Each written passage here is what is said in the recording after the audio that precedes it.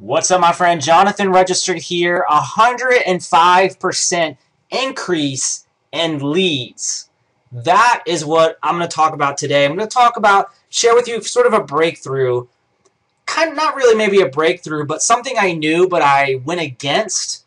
And as a result of actually implementing this, I've now had a 105% increase in the number of leads coming into my business. And as we know, the more leads you have coming in, the more money you'll make, right? You know, assuming you have a product that you're promoting, that conversion, all that, blah, blah, blah. But basically, more leads equals more money coming in, more people you can sponsor. So let me show you. So like, unlike a lot of the so-called gurus, like I like to test every single little thing. Now, there are some gurus out there that do like to test, but a lot of gurus, they don't test, and they just like to spat out stuff, and they don't have anything to back up what they're saying.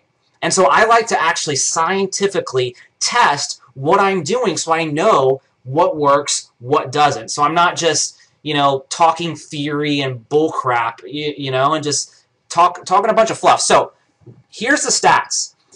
Here's a split test that I'm running, and this is all with Facebook traffic, right? So depending on the traffic source, your conversion rates will be different. And so I'm testing two different lead capture pages here, and you can see my control lead capture page. So the control is just one variation of a lead capture page, and the variation one, that's a completely different lead capture page. And so my conversion rates are 17.95% to 14.89%. And there's still, this conversion rate is going to fluctuate as I continue to get more data. It's either going to go up or down. I don't see it going up a lot, but we'll see. So that's that one. Making this one little switch, let me show you what has happened. So here is another split test that I'm running, and this is testing two completely separate lead capture pages. So these two lead capture pages are totally different than these two lead capture pages. And as you can see, one of the lead capture pages is getting a 26.32% conversion rate. The other one is getting a 36.84% conversion rate. So that is a 100% increase when you do the math, and I did the math earlier. So if you take the highest converting page, 17.95, and you compare that to this, 36.84%, that is a 100% increase in leads. So you're probably wondering now, Jonathan, what is the one thing that I did that has caused this massive bump in leads? And the simple thing is with the traffic that I'm sending to it, here I have my ads are not all that congruent with my lead capture page.